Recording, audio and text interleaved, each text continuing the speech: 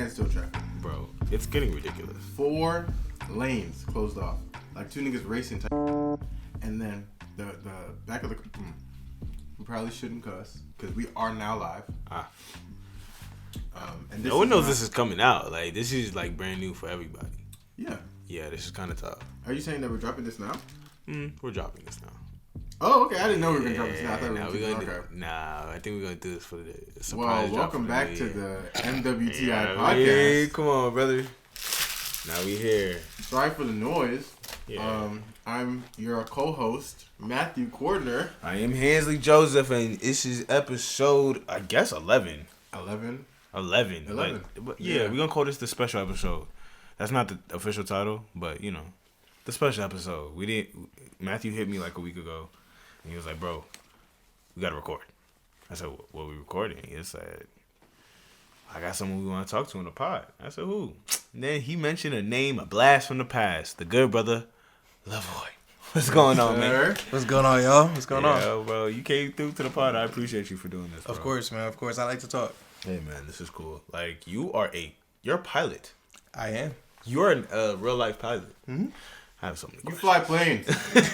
You know that, right? Bro, it's crazy I sometimes. have a It's lot crazy of sometimes. questions. Before we even dive in for the questions, because they're going to be crazy. Yeah. Huge shout out to our number one fan who's in the room tonight. Christian! Yo, number one fan is crazy, bro. Now, shout out to Christian. Christian definitely he's a heavy supporter, and he definitely pays attention to the pod, and he always kind of gives good feedback. So, like, I appreciate you, man. I appreciate you for always listening. I appreciate you for sharing. And Not only you wanna say listening, to he people? shares, man. That's a lot. So we you know what I mean. Now you're live in studio, Live and in and this stereo. probably won't be the last time because you know we rock with you, bro. So No, absolutely. thank you for being out here, man. For sure. So, yes, back to flying planes and such. First off, how are you? How was the holidays? Honestly, man, it's been a good time. Spending, every single second with my family while I'm here because, I'm just visiting home right now. Where do you live know now? what I'm saying? I currently live in Grand Forks, North Dakota. I beg your pardon? Bro. Where? Bro. What was the, Bro. what were the Middle adjectives? of nowhere. Where were No they- one lives what- there. What? No one lives I'm in the place that you confused. just mentioned. Like, I'm who sorry, lives in? what? Is it you and like 3 goats? Who do For you real, live man. Are there It's any really bad. other of us? Have you seen any black people? They're around, but you don't really see them for real. Far and few in between, Far right? and few in between. Yeah, that's kind of sad, bro. Wow, so how do you hold it together, man? Honestly, bro, it's the Lord, man. It's the Lord. I'm really seeing it through, man. I'm really seeing it through. No, he said something that had my job like drop earlier. Like we had to save it for the pod. That's how crazy it was. He said, yeah, it gets cold out there. I said, really? What's the coldest it get? Yeah. He said -40. Did you hear what I just said? That's -40. You Negative said 40 that, man. You said that. is absolutely crazy. Let me tell you right now, I work security at a job in Dunwoody, right? It gets to maybe 19 degrees. And I be in there double socked, Yeah. long johns, triple shirt, big coat, sweater, scarf, and a beanie. And I be cold as... I'm not going to say what I'd be cold as, but Yeah. I'd be cold. Yeah. This man ventures over to the negative. Bro. Willingly. Okay, As a black man. I got questions. Go How does ahead. that work? And what do you do to stay? You can't stay warm. You just have to survive. Honestly, bro, it sounds wild to you if you've never experienced it. But I Yeah. talked to the locals. This is what the locals told me. I don't want to hear from the locals. I know they're white, but those still. those little frost giants. I'm not trying to hear from them. But this is Nah, exactly no, what they told me yeah. to do, how they lived through it for so many years. They said, just leave, get to where you need to go real quick. Make sure you're outside for less than a minute. So you gotta book it. You gotta book every single time you're outside. So you're hauling ass every time. Every single time I'm outside, bro. There's no wait. There's no drop. There's nothing. I'm gone. Like, That I'm is telling you. crazy. Literally just, have your heat on inside. Go in your car. Have your heat on in the car. Imagine not having heat in your car. Bro, That's a different story. You can't. What if you have an older different car? story, over like you there? experienced that? No. Oh, Oh, no, shade. Bro, I've been out there 4 months now, and I don't need anything like that happening to me while I'm there. Yeah, no. Trust me. What was your first reaction to -40? So let me clarify that a little bit more. the coldest it gets out there is -20 temperature wise. Yeah. But it gets -40 for the wind chill. For the wind chill. That's what you mentioned. That's what I mentioned. Even still, that's still disgusting. OD, right? That's still OD. Disgusting, bro. We're in the negatives. We're below zero. We're I'm not below trying to hear zero. none of that, bro. If you throw boiling hot water outside, it will evaporate, like literally evaporate. That's crazy. But there's also something that I realized with the cold and high key, it's really just in the mind. Because Really? you had like all the stuff Matthew was saying that he had on in 19-degree weather. Like for me, I had all that on, but It didn't really do much of anything. you adjust to it. Yeah. It's really the wind. Cold is just cold, and it'll Cold is just be just cold. cold. You know what I'm saying? But like, you just gotta get to where you're going quick, and Yeah. you'll be straight. No, that's crazy. Yeah. Nah, bro. Hold on. I'm sorry. Give me a second. I have a very loud jacket on. So It's a big fact. Yeah. for the viewers, a little ASMR. Bro, why? You want to incorporate ASMR into our podcast so badly? And Bro. Do you understand that? I don't I love that understand. stuff. Hey, bro. There was So an do you. episode- What do you mean? I do. I love over here just being like, how is everyone's day going today? And we're back with MWTI. Welcome in, Bentley. He's opening the door right now. You can leave. We don't need you in here again. Yeah, no, we get our ASMR bag over. Yeah, no, here. facts. You know what I mean? We do a little thing. But now I really want to talk to you about being a pilot, bro. Like, how was that process? What was your choice? I remember, okay. Clarify me if I'm wrong, because my memory can be skewed. But we went to high school together. So is this a decision you made even way back when, like, you were still there at AAA? When I tell you, Hensley, it was something that I knew was gonna be my passion from around the age of 6. I knew. Okay, this makes sense. I knew. Because I always remember Le-voy saying, I'm going to be a pilot. Yeah. So, like, that's not nothing new. This is something that you always was like, this is me. This is what I Going want to do. happen. It's going to happen. Yeah. You made that work. So you were speaking into. I'm sorry. All right, let me tell you how it happened. Let me just tell you how it happened. Let's talk about it. Yeah, let me tell you how it happened, right? Okay. So, my family and I were all from Jamaica. Like, I'm born there, not up for from. yourself. Yeah, exactly. You know. Wagwan. And so, we have family who live in Florida. So every holiday we would go and visit them, right? Yeah. So you know how it is, little child. Like, you get really excited when it's time to go, Absolutely. like anywhere on the Anywhere, plane. don't matter. And Take me there's, out the house. I'm saying, so there's just something about when you walk through the gateway and you get into the plane and you look to the left and you see inside that cockpit. Yeah. From being so young, I'm just like, man, I that wanna is- know what I that's like. want to do this. Yeah. I want to do it. Yeah. Like, just being on a plane gave me so much excitement, and from around then, I've been speaking it into existence. Wow. That's crazy. Bro, I'm assuming you haven't heard an episode of this podcast yet. Not yet. Okay, boom. So what makes it crazy is past episodes. He can be a testament to that. I always speak. I say I have the superpower where I can speak things into existence. Okay. I test it out very often because I like to say that I can speak things into existence, and if it happens, it just so happens to be true. Okay. And I like to make sure I put as much work behind it as possible to make it happen. It sounds like you did exactly that. Like Exactly the you same thing. said, you saw exactly what you wanted from a young age. Nothing deterred that, and you were just like, yeah. No, I'm gonna make that happen. Exactly, He man. went to a vision board, and his vision board was only a plane. That was it, bro. My man, it was more like I never envisioned myself doing anything else. That's is so focused. crazy, That's how focused bro. I was. That's I crazy. just can't visualize like what I would do if I lost my limbs and I can't fly a plane. I just like that's not even in my head. That's passion at That's its purest passion, form. bro. Purest form, man. Purest form of passion. That's you. Like no matter the money someone could pay you, you would have. This would is still fly that plane. exactly what you'd be doing. I fly that plane. That's beautiful. That's beautiful, Fly bro. that plane. Like, Anybody ask you? I'll fly the plane. I fly that plane, bro. hey, I'll fly the plane. hey. What I'm gonna do?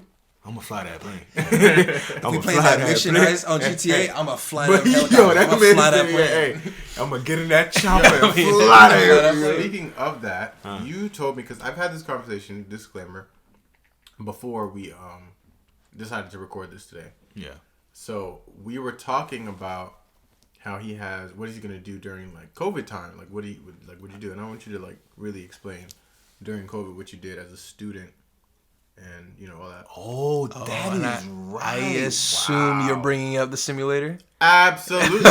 Okay. Because you sit in your room and you fly a plane, but like it's pretend. Can you do that? Wait. You For sit real. there at your desk and you do that. I For real. have to hear about that. For real.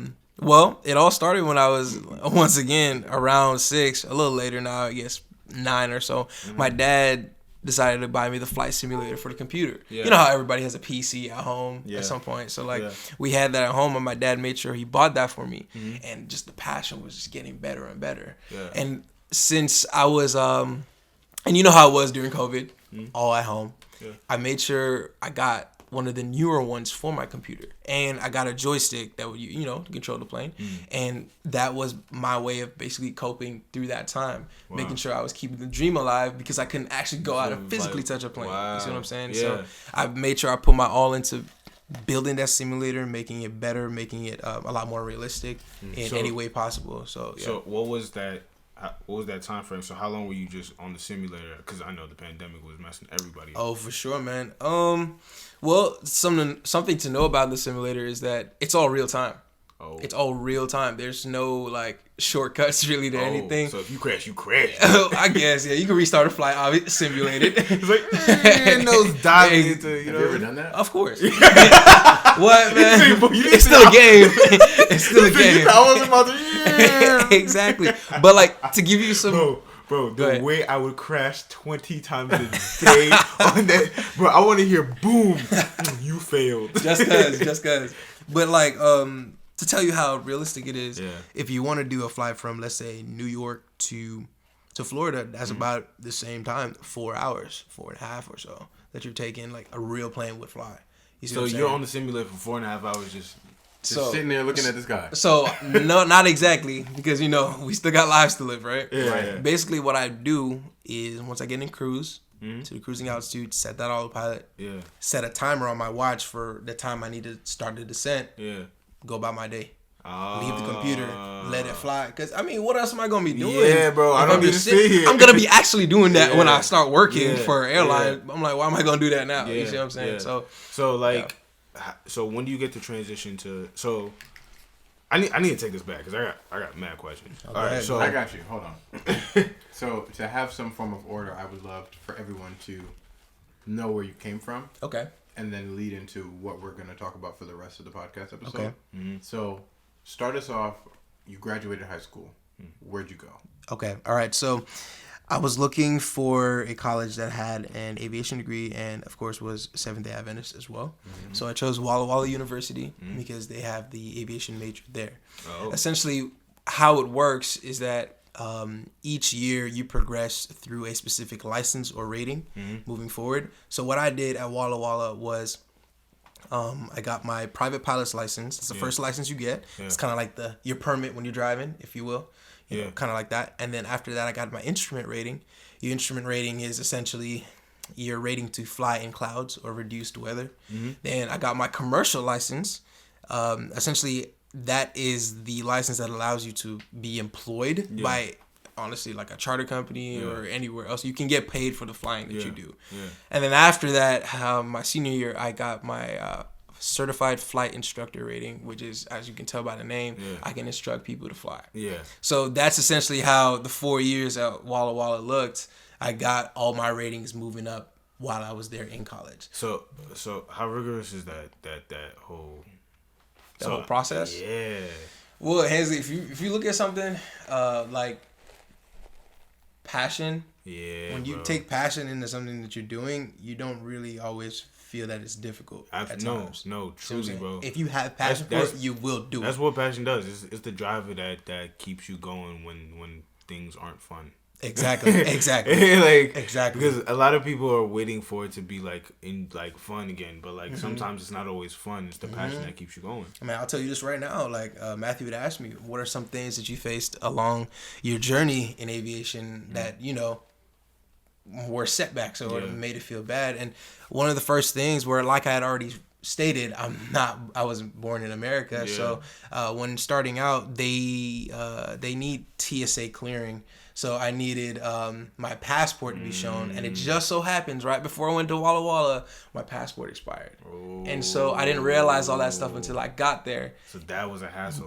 Bro, I didn't get to fly for a good three 3 months into the quarter, because they don't do semester, they do quarter systems. Okay. So 3 quarters out of the school year. So in you're fall running quarter. 3 quarters. So it's Exactly. snap. So during that first quarter, my fall quarter, I didn't fly for a good 3 months while everyone else in my class are, they're getting a chance to fly and enjoy it, and I'm here on the ground having ground instruction, and that stuff, that gets old, it gets boring because you're not applying that knowledge you're learning, into the actual flight. Right. You know what I'm saying? So not in the sky. and you're not in the sky. So that was a really big setback for me.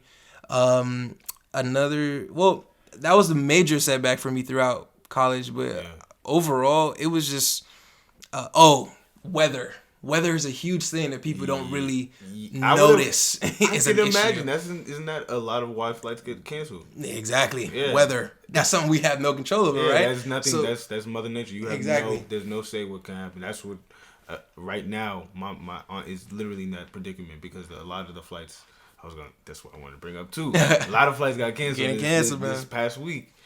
Due to the weather, blizzard, holiday season, thousands, and we in Hartsfield Jackson, one of the busiest airports in the world, and not in the U.S. In the world. In the world. Okay, so if you understand, if flights get canceled out of there, you're stuck. You're just stuck. You can't do anything. And you can't. And what you gonna say? Weather go away? Yeah, there's you nothing can't to do anything about the weather. You can't do anything about that. So that's crazy. Before you move on from the topic of like how you felt during that time, I really want you to explain to the viewers or listeners rather, like what was it like mentally for you when you were going through that process of like every single day not knowing what, like everybody else around you flying, you are like literally on the ground and you have to sit there and watch. Like mentally, what did you go through with that? Mentally, it wasn't easy, man. It definitely tackled my passion a little bit. It kind of, started to affect it. And throughout that time, it wasn't another thing that kind of contributed to that. I was the only black dude in the program. Jeez, really? So it was kind of like something that kind of looked bad up front. Yeah. I'm trying to be, that guy representing my race in this field because you don't have a lot of black pilots in the sky. You know, so that kind of felt like with those two together, I didn't feel so great about it. I was the farthest away from home that I've been. I was 17. I turned 18. Yeah. Facts. So it's like, mentally, it wasn't as bad as it could have been, but I definitely didn't feel great about the situation. Got you. No, for sure. That is, you said 17. I remember being 17, 18. Same. Going to college, but I went 4 hours away. You went 7 days away. For real. Like 32. Yeah. The drive is 32 hours. Walla Walla. Yeah. Washington. That's a day and change. Yeah, that's crazy. That's a lot. And I can only imagine how terrifying that is, especially as someone who's still developing as a human, as a person, as just... Finding out who you are, knowing that this is your passion. I mean, absolutely. So how'd you get out of that? Like, what really? Where did you start seeing the light in that tunnel? When did the passion start to feel good again? That you know that moment where it's like, I'm still passionate, but this is more work than it is fun. Yeah. Oh, okay, I got you. It was really when my dad started to show me the light at the end of the tunnel, when we would talk pretty much every week, and he'd give me encouragement about it. Yeah. But he was also telling me how fast the process was being sped up. Yeah. And so when I tell you, man, I love my dad. He absolutely made sure that when he secured the passport, he drove from Georgia all the way up to Washington. He said he wasn't gonna waste nothing. He was not gonna waste no time. That's beautiful. He made sure handed it to me. That's real. He handed me my passport. That's someone. See, what your father did is he catered to your passion more than anything else. He believed in you as not just like his son, but like he was like, no, this is important to you, so this is important to me. That is right. That's real. That is love on a different level. That's unconditional love. I'm telling you, man. That is beautiful. A lot of learning from 32 that. hours. Let me be real with you. Me personally and my father wouldn't do it. You would be receiving that in the mail. Yeah, express, bro. Express. Hey, FedEx. I'm telling you, I'll be on the phone with FedEx. I'll make sure on the phone. Hey, make sure my boy. I need you to make sure my boy. Let me tell you, I'll shut FedEx down. I'll from this phone. It from you. I'm telling you, play with me. But to drive 32 hours, come on, bro. Come on, Stinky. Come on, come on, buddy. Nah, shout out to your dad. I'm saying, man, shout out I know to we make my jokes, dad. but that is honestly beautiful. That's and I know that must have gave you like a drive, a passion to know you really got to make this happen. Oh, for sure, man. Like, that gives a battery in your back. My parents overall, just, you know, seeing how they wanted me to, or they allowed me to make such a big jump at a young age, and they were very much supportive in it. I'm like, even more reason on why I shouldn't let something like this go. You know what I'm saying? Absolutely. My mom, I think she challenged me. She did some reverse psychology before I left, actually. Really? She kind of said, you know, we'll see how long you hold out with it. Kind of like a test to see if I actually will. And I'm glad she said that. Yeah, she's because she knew. You know what it is? Mothers and women are very smart. They know how to get it. They know how to push your button. A certain button too. Like they'll okay. find it and they know. Men are very competitive at nature, like at heart. Like that's just what it is. Like if you tell him you can't do something, you gonna be like, all right, what you mean? Say I won't do it. What you mean? Say I won't. Say I won't. Say I won't. You know what I mean? So it's like, I think your mother understood how to like motivate you in a way where you didn't even have to notice it for yourself. That's facts. Because tell me how many times you heard her saying that in your head when you was there. Of course, man. Oh, you thought, Mom, huh? I'm about to fly. Hello, today, hell, is this your captain speaking, Mom? Let her know. No, this is your capitan. I am the captain. Mom. No, but honestly, crazy. Like that. I mean, that's crazy to think that you were the only black guy out there. For real. To represent, and then also coming like, you know, we always have our little something that takes us through the muddy water. But I feel as though when you go through something, it really changes your perspective on the situation that you're in, and then God is like really just showing you like, yo, this is what you're supposed to do. This is why I want you to do it, because I notice with myself specifically, if I have something already or if I already have access to it, I don't understand its value. But when it's taken away from that's me, a fact. when it's taken away from my everyday grasp, then is I a was fact. like, okay, cool. So I do need you, and like, let me show you that I appreciate that it. is a fact. That is a fact. You just dropped a gem. And it seems like through your journey, I'm glad you even brought that up. It seems like you had a through line of faith. Yes. That seems very apparent through your story. Yes, it is. And like, what kept that going? What kept that going? What fueled the faith? Because I know faith is something that's not easy for everyone to grasp or like understand, because it's not tangible and something you can actually touch. So it makes it hard for people to hold on to that, or the idea of faith. All right. Well, what fueled the faith for me is just really seeing how God's worked through my life overall. Yeah. You know, it's just seeing the things that He's brought me through, seeing how What He brought you through. seeing how like Walla Walla wasn't even considered until like the right time for me when I was in high school. Wow. It came up at the right time. You see what I'm saying? It was more like something I prayed for. My parents teach me how to pray. You know, there's a lot of power in prayer overall. Absolutely.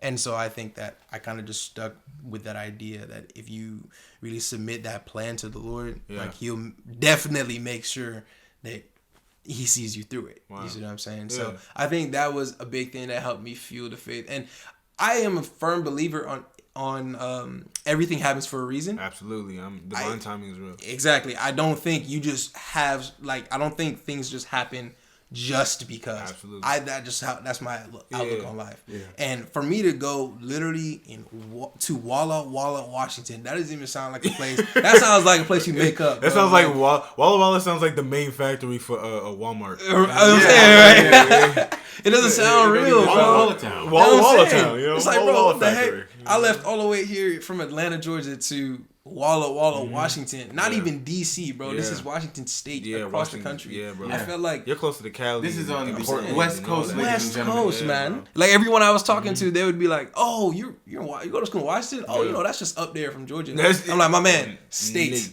Washington States. I'm like, what? Right there. Isn't the capital of Washington Seattle? Yes. Okay, and so how far were you from population of city? That's a good question. It was about 4-hour drive. 4 hours. A 4-hour drive. And get this, in Walla Walla, the closest mall, I would say, is about an hour away. Like you're really like in the middle of nowhere. It's a small town. You're going to school. You're going. Like you ain't got no choice. What distractions did I have? I'm trying to tell you, man. There was none. Like okay, all right. I have so many more questions now. So at this aviation program, are you flying real planes? Hold on. At Walla Walla. I want to lead into that. I want to do it the right way. Okay. What happened after graduation? Like, tell me your story from graduation till now, because there's a million ways college to it. from college graduation Right. till now. There's a what? There's a million Huh? ways to becoming a A pilot. pilot. That's very right. And we here on Million Ways Too want to know your Come on, way specific to way. it. Come Okay. on. So I would hate to jump the gun on you. Wow. Oh, for Talk sure. me through college graduation.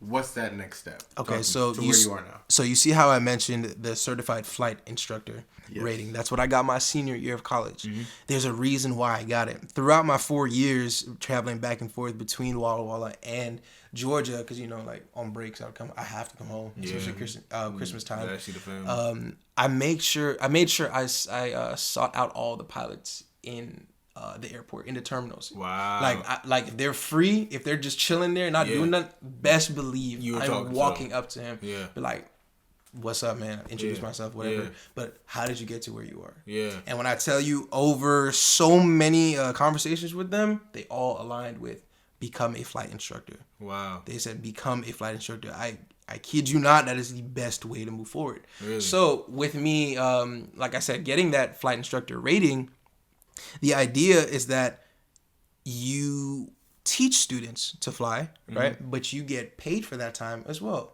You get paid for that time, and you get to log that flight time that airlines require of you. So that 1,500 hours that Exactly. you need, you're getting it while you're getting paid Exactly. as a flight You're instructor. getting paid Exactly. to fly. You're getting paid to fly and teach. them And to fly. teach. And that's the best way to learn. That's the best way to learn. But hey, I'm thinking of it as, how is the best way to show that you know something Is to teach it to than to someone else. teach it to somebody else? Yeah. That's a fact. You see what I'm saying? Airlines like to see pilots coming in with that, because you didn't just grab some small plane and fly it in circles and gain your hours that way. And that's important, because there's only a couple of professions I want you to really cross your T's and dot your I's before you even get on anything. A pilot is absolutely one of those things. Let me tell you about a pilot, For boy. sure. You have my life in your hands. I'm in the air. I want to know your name, Greg. Hey, come on, Cap. Let's go grab lunch. Greg. Okay. Excuse Gregory. me, Captain Morgan speaking. I want to know. Let me have a relationship with you. You got my life for how many hours? Bro. Oh. Did you get enough fuel? Did you get enough sleep? Are you sure? Are you hydrated? Are you drunk? You know what I'm saying, man? These are the questions. I need to know. Speaking of drunk, you were telling us about that, but I want you to explain that real quick. Okay. Because, so for those of you who partake in the extracurricular activities that elevate and stimulate your body and mind That's the way to to a word it. different plane, please catch my drift. Pilots aren't allowed to do that at any circumstance? So the Federal Aviation Administration, that is the government branch that oversees anything in the air. Yes. Like anything if it's in the air, they know. They know. So the FAA essentially prohibits pilots from having anything over 0.04% blood alcohol content while operating a plane. Well, So good. none. So good. none. Basically Good. none. That's the Basically hey, none. They're doing their job. They're Because doing guess exactly what? it. Let me find out. Captain Morgan is out here getting real nice off that rum chata. Hey, Greg, is that tequila I smell on your breath? On that layover. Hi, everyone. We'll land in Let me tell about you, 30 My minutes. eyes, and the next time I'm in the airport, my eyes will be perked at the bar to see if any pilot It's is sitting there, right? taking a drink. Oh my goodness, Bro, man. I would lose my mind if I see Cap over here saying, one more. I'm saying, right? Don't gosh. you wave at the bartender let me like close that? my tab. Yo, hey, close my tab. Yo, oh my God, bro. But no, they're doing their job. I want you to understand they're doing their job. And I That want, makes sense. I want y'all to understand though that the effects of alcohol on the ground does not compare to the effects of alcohol at altitude. Yeah, you're elevated. So That's you do not want to mix those. Yeah. You already know the side effects that come with consuming alcohol. Yeah. Imagine driving a car. We already know what it is driving a car. Yeah. Imagine operating an aircraft. Yeah. You know, that is something that you don't want to have happen. Absolutely You know what I'm not. I'm not trying to have you out the Don Julio drive. You know what I mean? saying, Let me man. find out. Let me find out. Now we diving into the earth. Like, he diving into what? I'm Let me saying, survive. bro. We about to me die. and Greg He diving survive? into what? Let Speaking me of, and Captain wow. Morgan survive. It's over. Okay. As you bring this up, I don't remember the exact case. I want to say they were United Airline pilots who got arrested on spot as they were walking up or like showing up to their flight, reporting for duty with alcohol in their breath. Oh, good. You know, they got Get arrested rid of right it. on spot. Good. And if you know about the journey of getting to the airlines, that is 100% not worth it. It will go. You drinking Get out. alcohol, throwing away how many thousands, this not the profession thousands for of you. dollars. I'm saying, right? But look, the, the FAA does give leeway. And what I mean by that specifically is the rule states that 8 hours bottle to throttle. Essentially, that means if you do drink, give yourself 8 hours before you to fly. recover. The Yes, recovery time the is recovery important, time, and yeah. which is fair. Like, we're not telling you not live your life, Right. But I if am. you know you're on. I'm on that plane, my man. hey, Well, you better take 16. you better take that extra 4 because let me find out you still got. You know what I mean? Yeah, no, that's. I mean, look, I get that. I'm not telling you not to live your life, like I said. It's just more so, you know, be cautious. You have other lives in your hands. 100%. So I can understand like the severity of making sure those rules stay intact. you Right. know? Right. Totally understandable. Right. Yeah, I'm with them. So- I rock with them heavy. Yeah. So you're a CF what? CFI, Certified CFI. Flight Instructor. So what do you like? What kind of stuff do you teach your students, and what level of schooling are your students? Schools. Okay, so essentially the role of a CFI, like I said, is to teach your students flight. Also, Depending- where are you? Oh, in North Dakota. So And what's it I'm called? working at the University of North Dakota. Okay. And if you know anything about, I try to use basketball as an analogy for people to understand why I made this move or understand how big the University of North Dakota is. Talk to me. All right, Talk to imagine you are playing. I know we all know this. On the bench of the AAA Aardvarks, right? Like you are on the bench of the AAA Aardvarks, Okay. but you got an opportunity to play for Duke. Oh, bro, what are we talking about? You see what I'm trying to say? Duke What are we University. talking about? What are we You talking got an opportunity to play for Duke University, and if you know anything about Duke Oh, University, they gonna set you up for the next level. you go to the league from there. You They going to pull the from the league, league right? from there. Zion Williamson. So the Come league, on, and, man. and I'm let me ask this: is the league? I'm assuming Delta, Yes. United, Yes. um, Delta, United, and American. Those are the big three. Okay. Those are the big three. Okay. And so coming through the University of North Dakota, you're going straight to the aviation Yeah, league. they put you feel there- me? yeah. You feel me? The So top three, you yeah. can understand why I'm out Yeah. here facing Absolutely. negative 40-degree wind chills. No, I get it. For what I'm doing. So would I. You know what I'm saying? Like you get my journey. Go I ahead. do. All right, so that's school. That's your you CFI. CFI, yes. CFI, boom. So that's all great and all. I what is it? Are you trying to do commercial, PJs, helicopters? What kind of planes or I guess air vehicles are you trying Aircraft, to okay.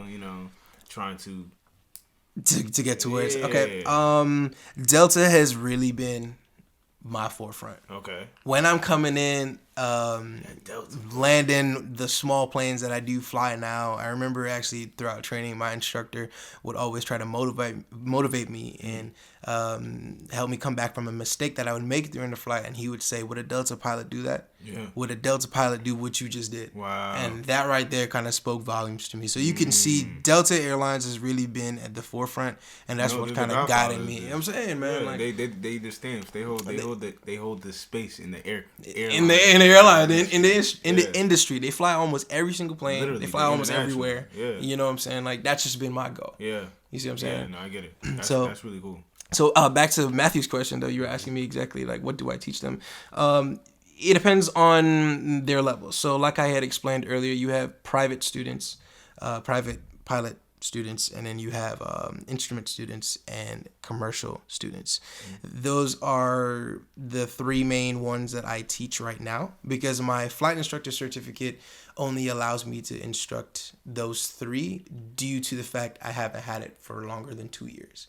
Because if I had that certificate longer than 2 years, I can instruct people who are going for their CFI as well. You see what I'm trying to say? Right. That's like a teacher trying to teach a teacher. Right. You see what I'm saying? So I need to have that experience first. Yeah, you just be learning about Like, so what did we go over in class today? You know what I'm saying? Okay, professor. Exactly. You know, like, what are we talking about? So, different things that I would teach them come under the basics of flight. We talk a lot about aerodynamics. We talk a lot about the weather, human factors related to flight, performances of the aircraft. Like, these are different subjects throughout each license and rating that are help to divide the training up.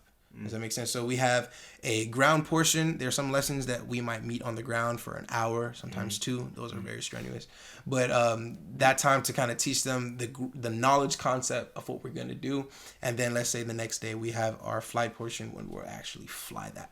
So during a flight lesson, it consists of a pre-brief. When we come to the airport, we'll talk about, okay, this is what we're going to do today. This is how each maneuver is supposed to look. I'll ask my student about homework that would have been assigned. Like, hey, tell me more about the production of lift by the wing, like things like that. And after our pre-brief, we will go to the plane, do the pre-flight, taxi out to the runway, and go fly to a practice area. Essentially, what a practice area is, it's a defined area on the map closer to the airport that is used for flight training, specifically flight lessons. You will do whatever it is in the air in this specific area. Does that make sense? Yeah. So you're not just flying anywhere. You have to be within these coordinates. Between these coordinates, exactly. And so there are maneuvers that we have to learn to do that teach students better aircraft control. So stuff like that consists of power off stalls, power on stalls, steep turns, slow flight. These are all different kind of maneuvers that help the student better manage the plane in terms of how it turns, how it responds to power inputs, how it responds to slowing down. How do you keep an aircraft in the air when you slow it down? Like, there are different things like that. I would have to go more in depth for you to really understand what I'm saying, but that's crazy. Those are some things that we would do during a flight lesson. There's just so many different moving parts where, like, to think, like, technology, well, just like human invention isn't crazy to begin with. Just like this plane starting with the Wright brothers to begin with, and it's like watching that story as, like, if people know history, I love history, so like certain things, just little knickknacks here and there, like understanding they just put wings together and now this magical thing there in the air. It's like to see where that has evolved from. Like, have you ever seen Emirates Airline? Yeah, like those wide bodies, them big body 2 stacked planes. Going and it's fueled for hours, like hours, and like to see that type of like contraption in the air is like, it's crazy, and someone is operating that, and there's so many moving parts to see that. So it's crazy that you even explained that at even a basic level. It's crazy. Shout out to the people who are still stuck on when he said wing lift or whatever. Yeah, bro. We're speaking English words, but not even. I'm gonna be real with you. Not understanding. Bro, I understand. I got you. But it's cool. Like, I don't understand. Like, it's really, really fascinating. I think, like, a lot of people are like, listen, like, oh, this is not anything I would have thought about. But, like, now I got questions. Right. For your students. Okay. Let's say they're not doing too well in class, and you see that for like a while. When is it time to give that student the boot? Like, hey man, also, you're not really built. You're not really built for this flight. Would they have a good name? Like, you know, this certain C-list students, you're like, you know what? Maybe you should find something. Like, this ain't for you, bro. Like, you're the child that got left behind, and now I really gotta leave you behind because you can't make it on this side. Oh, no, you shouldn't be a pilot. Like, is there any situations like that where it's like, okay, you can't make it in this program no more? Okay, all right. So you're saying, what would it That's look like lives. for me to be asking those kind of questions? What would they have to be doing? Like, Of course, man. I've seen this with my own eyes. Some students In the show air? up. No. Yeah. Some students show up, and you can see in some way, shape, or form, like they had no sleep. Yeah. They had no sleep the night before. I try to ask them about school life because that's the thing that they train us like for during flight instructor training is to get to know your students, get to know their life outside of the plane. Yeah. You know, and Yeah. that a lot of times kind of contribute to what you see when you do see them. Yeah. Does that make sense? So I remember seeing a student literally about to fall asleep as we're trying to start up the plane. And I'm like, my man, we're staying. We're not going Pack up. it up, bro. We're not going up. We're not Yeah. going up. And so how that would look for Your life. falling asleep right before you Right about before to you take start a off, plane. bro. that's our life. That's That's my life, bro. bro. That's your life. Do they be getting mad when you say no? When I ground us. Yeah.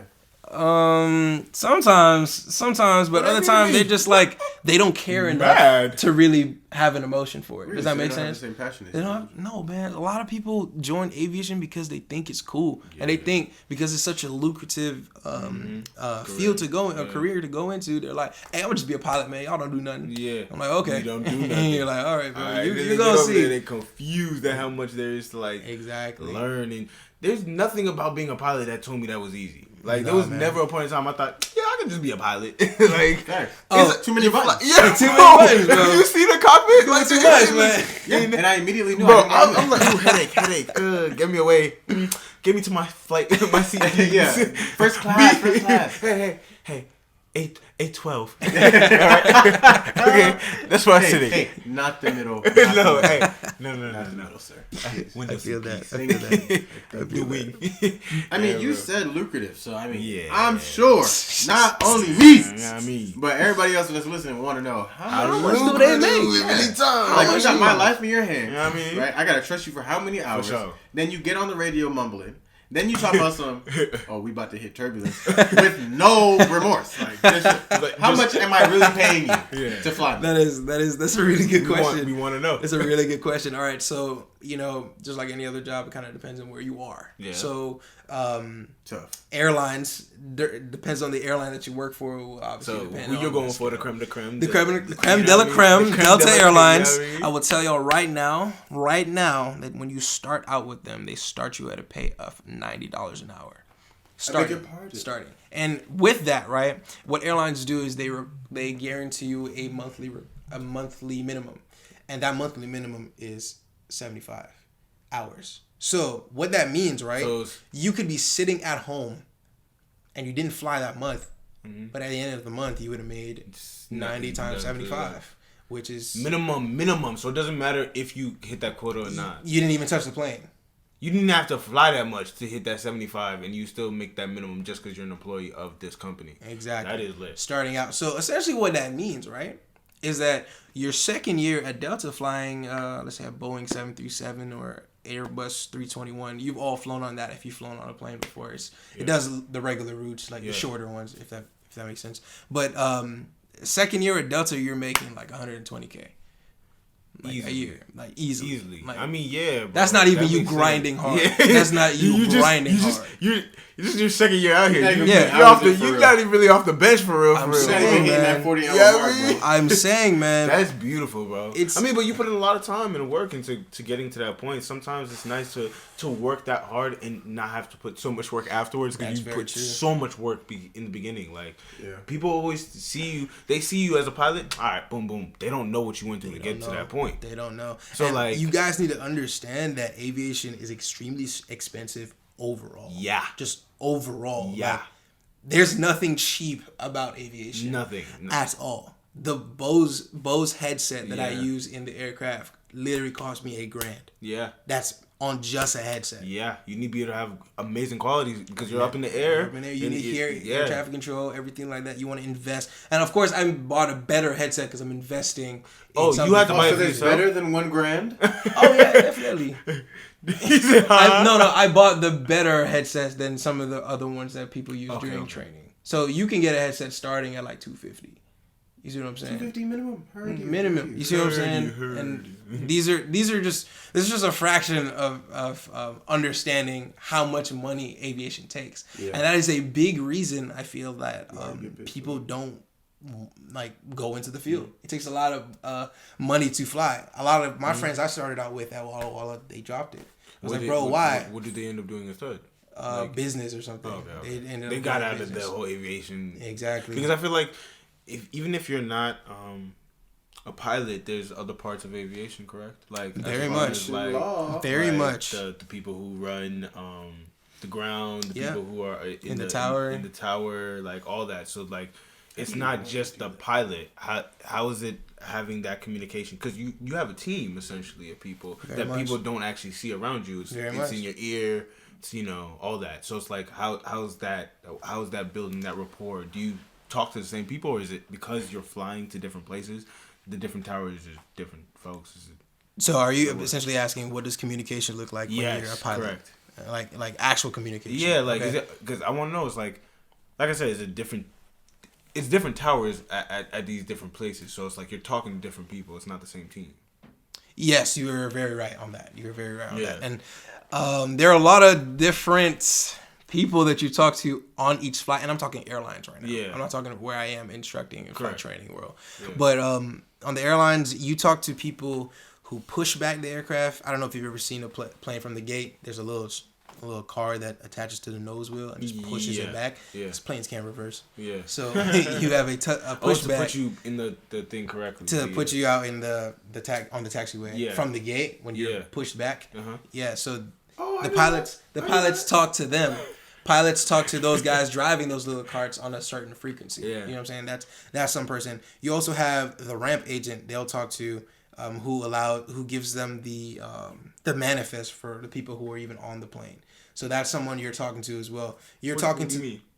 Oh, sorry. Let me explain that. The manifest is essentially the list of people and souls on board of an aircraft. So, like, everyone who's on the flight. Every single human being who's on that plane. Oh, yeah. We were just supposed to know that. Yeah, no. I'm sorry. I didn't explain that. I'm not even asking that. It's more so they'll list you off. They read that to you? No, they don't read it to you. They communicate with you and let the captain know that they're walking in and it's finished. Oh, okay. Like everyone's been checked in and everyone's already boarded. See, you're not thinking about these things when you check in at the gate and you walk down the gate. Exactly, right? A12. Exactly. A12. You're not talking to. You're not thinking about any of this, right? Airplanes are already in. Bro, I'm not even, bro, let me tell you what I do when I'm on a flight. The way I swiftly ignore all the safety instructions as soon. If I'm not thinking, bro, my seatbelt if I can hear the safety instructions, I get angry. I want you to say, like, I'm like, oh, hey, I'll tell you so. Pick up your seat, you can't be back. It don't even go back, bro. It don't even go back. That's facts. I just get so tight. Like, what do you mean you don't let it go back? Turn your phone on airplane mode. What's the pilot gonna be bothered by this? I'm glad you said that, bro. That's his next question. What is airplane mode? I've had this question my whole life, bro. Right. I need to know what is airplane mode. Okay. If I took it off, will the plane crash? No. Will we all die if I take my phone off airplane mode? No. I need to know because made it. What? So why is that set? Yeah. We really want to know right now. I think everybody wants to know what you're about to say right now. Go. Okay, so to my understanding as to why airplane mode exists, essentially what airplane mode is, it's silent. It temporarily cuts off all of the connections to and from your phone. Mm-hmm. That's what it does on a device when you turn on airplane mode. Mm-hmm. The reason being is, like I had said, there are so many different people that we talk to as pilots along the way. We have antennas on our planes that help with our communication to the different air traffic control towers. Mm-hmm. And with that, there are times, or there are just chances of, let's say, whatever signal you sent from your phone or received from your phone could have somehow like nullified the signal that the pilots talked about. You don't want no type of interception. You don't want any type of interference because that one traffic call could have been vital. The vital. Yeah. Compromise the safety for that flight. Yeah. Wow. You see what I'm saying? You can see how just little things. Because bro, when I tell you, there be times I'm just thinking. I didn't even mean to cut you off, but there be times I've been thinking, oh, let me just turn it up. Just to 10,000 feet. What happens? It had me happening in my brain. I'm like, you know what? Let me just take a nap, bro. Let me just go take a nap. But you were saying. So essentially, it's because of the interference that it can. They don't want to make that chance. Let's say everyone has it all at the same time. Yeah. You see what I'm saying? No, that makes sense. They're trying to minimize it. And a common theme with aviation, and pretty much a lot of the things I've said and I'm going to say, aviation is built around safety. Yeah. If safety is compromised or let's say it's at its weakest at any point, that's when things will go wrong. Yeah. You see what I'm saying? Like safety is such a huge thing in aviation across the board. Yeah. No matter what airline you're flying for, charter company you're flying for, flight school you're flying for, safety is literally what allows the industry to be what it is. Because tell me, why would you get on a plane? Bro. You're trying to get to somewhere the fastest way, safest as possible. Preaching to the choir. Exactly. Hey, preaching to the choir. Because let me tell you, there's flights I will not get on if I do not feel safe. If I see a pilot and I'm like, yo, Dad, he looks sketch, bro. I don't know if I'm gonna, you know what I mean? Like, I'm not getting on that flight. So I understand absolutely what you're saying. Right? I know there's kind of a tangent here, but that kind of reminds me of something. I found out the reason why pilot uniforms are the way they are. And if anyone has noticed, I don't know if it's Navy SEAL uniforms, but the guys on the ships, I'm not sure who exactly. Navy SEALs. Marines, maybe? No, Navy SEALs are on the ships. Okay. Really? One of the military branches, yeah, right? Navy SEALs. Correct. You're correct. If you look at their uniform and look at the pilot's uniform, they're actually very similar. And the main reason why is back in the day, when aviation was still one of the sketchiest things you could ever do, get on a plane, passengers would feel a lot less safe if they saw a dude just showing up in anything. In uniform. So they would feel more safe when they saw someone in a uniform that they recognized. Someone who feels more like official. Exactly, more military. Like they actually they care about like their presentation. Correct. Their self. That's why there's a lot of things in aviation that you see with pilots looking professional. That also leads me to my next point. I feel like this might blow y'all away, but you don't see pilots with beards. And there's a reason why that pilots can't wear beards, specifically in America. It's because of a professional, appearance. Yeah. And I've talked to an airline representative. Wait, go ahead. A beard isn't professional? I'm gonna get right into that right now. Okay. So essentially, they don't see having facial hair as a professional appearance within an airline as a pilot. And I think that's bogus. You know what I'm saying? I think that's bogus. But there's another reason as to why. In the event of a cabin decompressurization, essentially, how do I explain this without going off into a tangent again? Essentially, when you're up there in the air at higher altitudes, you cannot breathe that oxygen out there. You cannot breathe that air out there. So you have to put them. We'll look it up. Okay. So the plane is pressurized to mimic the altitude at 8,000 feet. Okay, correct. When you're up at 30,000 feet. Correct. So let's say the pressurization system fails. Pilots up front, they have to put on oxygen masks. And so there are oxygen masks within the plane that companies have deemed will not tightly be sealed if you have a beard on your face. So essentially the standard is you can have facial hair but nothing below your top lip. That is why you have the pilot mustache. You see pilots across the board will have the mustache. They can't have the full beard, but they can have the stash. Mustache, exactly. Wow. That is why you have a pilot mustache. Wow. I learned so much today. I want to go back to the point that you were making about the airplane mode. Okay. Definitely understand what you're saying about how important that is. But me personally, I'm not gonna lie. I will not be taking that like, what? Are you kidding me? After you've explained it fully like this, my one phone is not gonna do nothing. Okay? I'm gonna leave my seat back. My seat will be off because we're not driving a car. Okay? And to everybody else that's probably listening like, oh, he doesn't care about our lives. No, okay?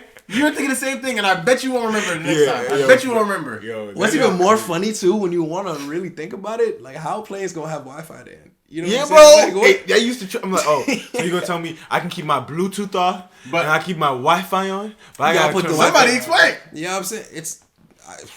I'm not there yet. You know? I'm not there You know? yet. I wouldn't know. Nah, but no, that's crazy, man. No, it seems like I'm really.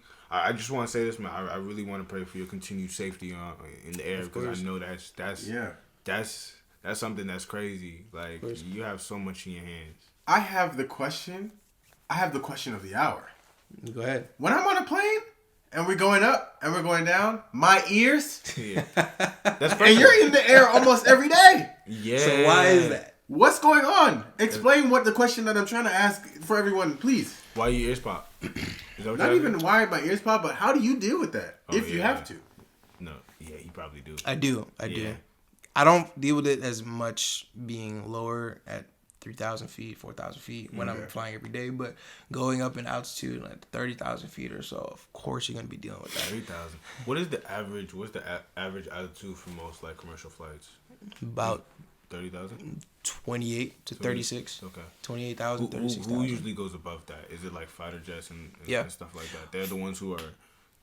Fighter jets can fly higher than that, but you're thinking more like business jets. Okay. So you fly Like the cargo jets? No, The cargo business planes? jets. So like private. Oh, private. PJs. Yeah, Oh, they exactly. like PJs. they even fly higher than other people. A lot of those business jets fly at 41,000 feet. So you're telling me these 43,000 niggas have their own lane? They literally have their own lane? Essentially In the sky as well? Yeah, kind of. Kind of. Heard you. Heard, bro. Yes. That's crazy. So why do they fly at a higher? A higher altitude. Yeah. The reason being is that when you fly at a higher altitude, you're more clear of weather below you. Get to outfly that, if you will, as well as plane engines perform better at higher altitude. AKA, I'm trying to look down on you niggas.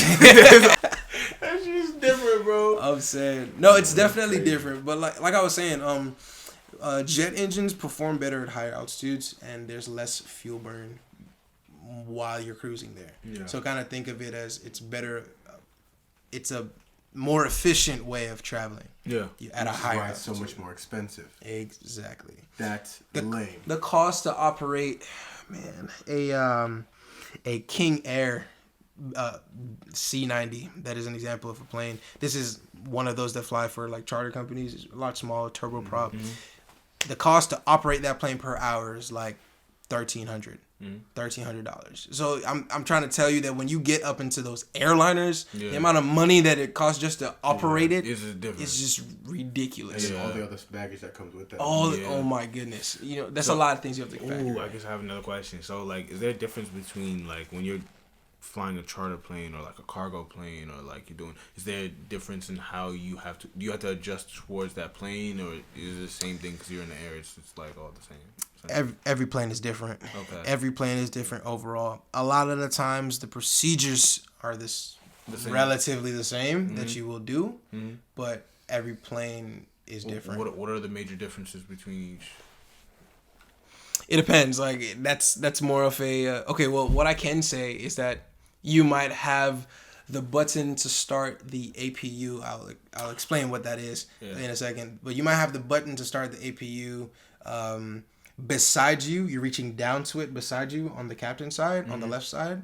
You use your right hand and it's next to you. But then another aircraft might have the button to start the APU on the top in the middle. Does that make sense? Like every plane is literally laid out different. That's crazy. And like I said, the APU is it stands for the auxiliary power unit. Essentially what this part of the airplane is, it is a small turbine engine that operates in the back of the tail or like right under the tail, and it supplies power to the entire aircraft.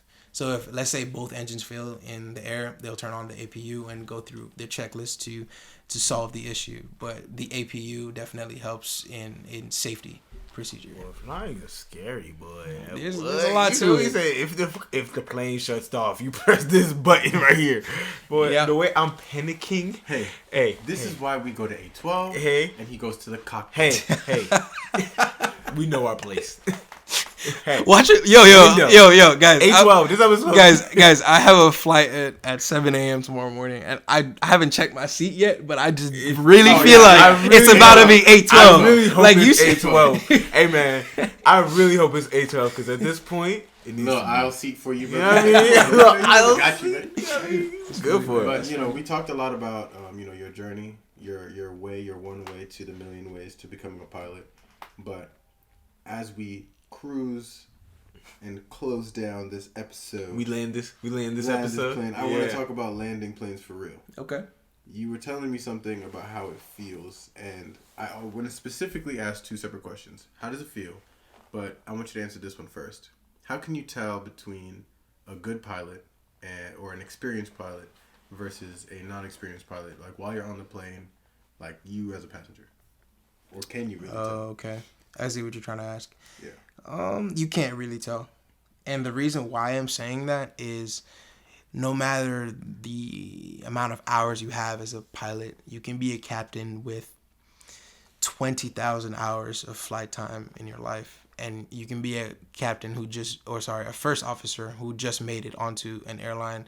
You starting your first day at 1,600 hours. There are days where the winds are just trash. There are days like you are feeling fatigued. Both of these pilots can definitely have a bad landing. Yeah. You know what I'm saying? You can put the plane down very rough, and you can feel it in the back. Whoops. Yeah, exactly. Whoops. You know what I'm saying? That could happen, man. Sorry for the rough landing, ladies. But we have arrived. You know what I'm saying? Like, that stuff happens. You know what I'm saying? Yo, let your pilot say oopsie over the mic. I've been so angry. Yo, hit a curve. I have to do that some point. Yo, little oopsie. Oops, just kidding. Hey, we made it though. I'm just playing with you. I'm playing with. Everybody's screaming, crying, kids in the back. Yo, come on, guys, right here. Come on, Sneaky. Don't do that. It's okay. We made do all it. that. You over here crying? We just made it. We just made it. I'm telling you. Wipe your tears. But what I'm just trying to say is that things happen, and we are human. Yeah. We are human. A type of comparison I like to make a lot is the meal that a chef made. Let's say you're a professional chef or whatnot. Is how pilot is a landing to a pilot. You know what I'm saying? So the meal to the chef is a landing to the pilot. Like, we count our landings. We flex on our landings. Our landings are what we talk about. Really? You know what I'm saying? You saw me that plane. That plane though. Yeah, I'm trying to say. So did that answer your question? Like you cannot technically tell the difference because there's so many factors you have to consider. You say you can't hear it in their voice or anything. The more done ones are definitely the more experienced ones. Gotcha. Like the ones who sounded like they really done with it. Yeah, definitally more experience. Like I can do this in my sleep. Yeah. If I hear a baby cry, I will definitely turn the camera. Hey, just I will know the type of plane this baby cries. just count the amount of seconds he says when he's talking. I'm telling you. We're about to go, Jay. You know what I'm saying? Like, that's exactly how you know he's. Right now? He's What's going on up here? He's like, hey, I need your brain to connect. You had a fight with your wife? I need you to forget about her. Hey, and land my plane. Hey, get Julie out your brain right now. Jim, I need you to land the plane now. No, that's really bad. So yeah, that was your first question, Matthew. Yeah, so the second one. Here? Talk about the landing. Like, what do you? What's your That's best a landing? fact. Like, Yeah. What can I before talk? that, real quick, it's a crazy burning question. So sorry. Are there gas pedals? Like, Yeah, do you have to how does that work? Okay, so you do fly with both your hands and feet, and why you fly with your feet? Why'd you say damn? You don't get no brakes. So you do have brakes. You literally have brakes. Oh, yes. so tell us about the breaks you're taking while you're flying our planes. Yeah. Oh, I thought you meant brakes like BRAKES. You're talking about BREAKES. I would hope. Yeah. I would hope for God. Oh, okay. Like, how do you slow down? I would also. How do you stop? You wouldn't get out into the air. Because, bro, Without being able to slow the damn plane down. There's no way you thought that I was thinking that, right? Ain't no way, He man. said brakes. He's like, this man thinks there's no brakes in the plane. I was about to say, wait, I don't think you asking the right question. I don't think you know what you're Exactly, He's like, man. hey, We asking a question. Okay, Did so you drink tonight, sir? so you're asking about Have you BREAK. Yes. Correct. Breaks. Do pilots get breaks? Yeah, because I was saying like if you're using your hands and your feet, You're always you have to occupied. control. Like I'm assuming like in comparison with a car, I have to control the gas, the brakes and all that stuff. And I know it's gonna be different up in the air and whatnot, but when you're landing the plane, you were just talking about earlier how you have to like kind of slow down and then stay a certain speed. And Right. How do you speed back up? That type of thing. Like, is there a gas pedal? You just like slam your foot in the air. Okay, so essentially how that works is that you have, in bigger planes, you have thrust levers that you will use. It's kind of like the idea of having a... Why did you laugh, man? That word, Hey, we gotta cut that. Thrust. I want you to start it. no, we're not cutting that. We're absolutely. We are absolutely cutting no, we are not. No, we are Bro, cutting that was no. Yo, Matthew, keep going, too. Yo, Matthew wasted 0 seconds laughing at that, bro. You said thrust levers. That nigga broke down immediately. Watch, we can't move on from this. what can I know. say? I'm a child. I'm a child. Big baby. So thrust levers in the cockpit are... It's definitely a blooper Yo, right I here. did not mean to say This that. has to be a blooper right here, bro. Yo, I don't think you understand how many times we have to cut stuff. Like, I don't think people know how many times. Like how much Bro, work goes into editing? Bro, Gosh, we've man. had to cut. All right, give me like 10. I mean not 10 seconds. we Like do 3 cut? seconds of silence, and then you can go talk about your thrust Yeah. levels and whatnot. I'm gonna count you down.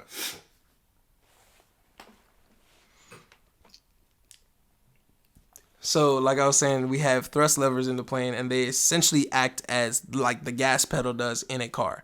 And it essentially adds more thrust to the engine, or it takes away the thrust to the engine. Does that make sense? Yeah, So it when you're does. coming into land, you want to, slowly reduce the amount of thrust that the engines are producing. So you will slow down to whatever the recommended landing speed is for that aircraft. Yeah. And the goal is to touch that plane down with no thrust. It's Yeah, like- with ease. You're pulling. You're not trying to get the doom. Exactly. You're not trying to You just want that. throw it on the ground. You're Yeah. trying to just grease it, Yeah. like grease it. Like, he's like, oh, You're trying to grease that it. touch. Right. You trying to give it that. Guys, the goal is that you're not supposed to know when we get on the ground. Really? That's the goal. Let me tell you how many pilots fail at that. They fail at They are that. But not like I good. said, there's so many factors that goes into why that happens. You know what I mean? right, Like right. being a passenger versus being, a pilot. Now I understand so many different things. Yeah. You see what I'm saying? There's a lot that goes into why we just threw ourselves down on the runway. Why That are brings we? me another question, and this is crazy because I can do this for a long time. That's the problem. Like I got too many questions, but now that you are a pilot, the difference between flying and like being a passenger and being a pilot, like, do you feel the difference now as a passenger? Very Like, much. Do you are you sitting there like, oh, I know what's happening Very at much. every point in time Very during this much. flight, and like you're like, okay, this is this right now. This is where we are. Like, do you visualize yourself in the cockpit? Yeah. That's crazy. And what's helped with that, because obviously, like I said, guys, I'm still building my hours, so I haven't been employed by an airline yet. Yeah. But what has helped with that is my flight simulator that I use. I've essentially, like I said, made it to the point that everything has been realistic enough to simulate all the procedures, all the points during a flight, from getting into the cockpit and parking at the gate at your destination. Yeah. So that's also helped to give me a lot more of a vision while I'm a pilot a passenger in my seat, A12. Yeah. And so like that's A12. that helps me to visualize what's going on up front. Yeah. When I was a passenger before I went to school for flying, it was exciting, but I couldn't really tell you like, oh, we're taking off, yes, but I couldn't tell you, okay, what are they doing right now? What are they, you know? So now that's definitely been the difference between when I was just a passenger with no flying experience and a passenger with flying experience. No, that's crazy. That's crazy. Wow. I mean, you told us a lot of stuff today. Can't lie. Nah, bro, you came through, and we wasn't even gonna drop, bro. We weren't coming back until like next year. We still aren't. Yeah, We're not bro, here bro, right bro, now. Hey. But we had to throw this at you. It's a special one. It's a special one. Listen, we had to come through because you busy man, and we don't know the next time we're gonna see you. So thank you for pulling up. Facts. And the next time that you're here, the next time that you're on the podcast, you will be telling us a completely different side of the story, which is why it was imperative to get you in the studio today, especially since you leave us tomorrow. Yes. For how long? It's very indefinite, man.